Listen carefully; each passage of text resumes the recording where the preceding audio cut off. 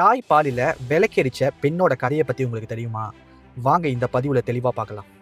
தஞ்சை பெரிய கோயில் கட்டனது ராஜராஜ சோழன். கோயிலை நல்லபடியா கட்டி முடிச்சாச்சு. குடமுழுக்கும் நடந்து முடிஞ்சிருச்சு. இப்போ கோயிலை சுத்தி இருக்கிற எல்லா விளக்குங்களும் பெரிய பெரிய செல்வந்தர்கள் கோயிலுக்கு நன்கொடையா கொடுத்தது. அதனால அவங்களோட பேரு எல்லாமே கல்வெட்டுல பதிச்சாச்சு. இப்போ மன்னர் அந்த கோயிலை சுத்தி இருக்கிற ஏழை எளியோர்களோட பேரும் இந்த கல்வெட்டுல நம்ம பதிக்கணும். அதாவது அவங்களுக்கும் இந்த கோயில்ல ஒரு பங்கு இருக்கணும்னு ஆசைப்படுறாரு. அதனால ராஜராஜ சோழன் ஒரு செயற்குழு கூட்டத்தை ஒண்ணு போடுறாரு. அப்போ அங்க இருக்கிற எல்லா ஏழை எளியோர் மக்களுக்கும் ஆடுகளையும் மாடுகளையும் இலவசமா கொடுக்கறாரு. அதுல வர வருமானத்தை அவங்களே வச்சுக்கலாம். ஆனா அதுக்கு பதிலாக கோயிலை சுத்தி இருக்கிற ஒரு விளக்கு கூட அணியாம இவங்க பாத்துக்கணும். இப்ப எல்லாத்துக்குமே ஒரு ஒரு விளக்கு ஒதுக்கியும் கொடுத்தாச்சு. இவங்களோட வேலை என்னன்னு கேட்டா, அந்த விளக்குக்கு எல்லாமே எப்பயுமே அணையாம பாத்துக்கிறது தான் இவங்களோட பொறுப்பு. இப்போ ஒரு நாள் எப்போதும் போல மன்னர் கோயிலுக்கு போறாரு. அப்போ ஒரு விளக்கு மட்டும் எரியாம இருக்கு.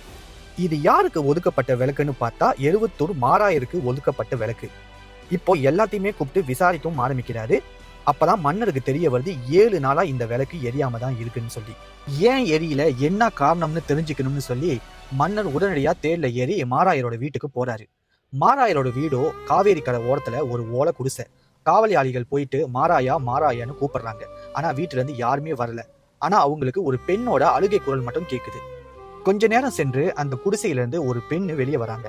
அவங்க தோல்ல ஒரு குழந்தைய வச்சிருக்காங்க. மன்னரு பார்த்து கேட்கிறாரு, யாரம்மா நீ? மாராயரோட மனைவியா? ஏன் 7 நாளா கோயில்ல விளக்கு எரியல? மன்னரோட கட்டளைய மீறலாமா? சிவனுக்கு செய்யற அபச்சாரம் இது இல்லையா அப்படின்னு கேட்கிறாரு. அதுக்கு அந்த பெண் சொல்றா, மன்னா என்ன மன்னிச்சிருங்க, என்னால 7 நாளுக்கு கோயில்ல விளக்கு போட முடியல. ஏன்னா 4 மாதங்கள் முன்னுக்கு வந்த அடமழையில ஆடுகளும் மாடுகளும் காவேரி வெள்ளத்துல அடிச்சுக்கிட்டு போயிருச்சு. அதுங்களை காப்பாத்த போன என் கணவரும் இறந்து போனாரு. இந்த குழந்தை பிறந்து 2 மாதங்கள் ஆகுது. இதுக்கு கொடுக்க வேண்டிய தாய்ப்பாலை தான் விலைக்கு வித்தேன். அதுல வந்த காசுல தான் விளக்கும் போட்டேன். இப்போ தாய்ப்பாலு வத்தி போச்சு. அதனால என்னால விளக்கு போட முடியல மன்னா அப்படின்னு கதறி அழுகிறா. இத கேட்ட கையோட மன்னனுக்கு மெய் சிலுக்குது. குழந்தைக்கு கொடுக்க வேண்டிய தாய்ப்பாலை விலைக்கு வித்த புண்ணியவதியே, எவ்வளவு பெரிய தியாகத்தை நீ செஞ்சிட்ட. இதுக்கப்புறம் உன் குழந்தைய அரமனை பாத்துக்கணும்னு சொல்லி இப்ப வரைக்கும் அந்த கோயில்ல ஒரு கல்வெட்டு இருக்கான். தாய்ப்பாலில் விளக்கு எரிச்ச பெருமை 71 மாராயர் மனைவி வரகுணாளுக்கே என்று. அந்த பெண்ணோட பேரு வரகுணாள்.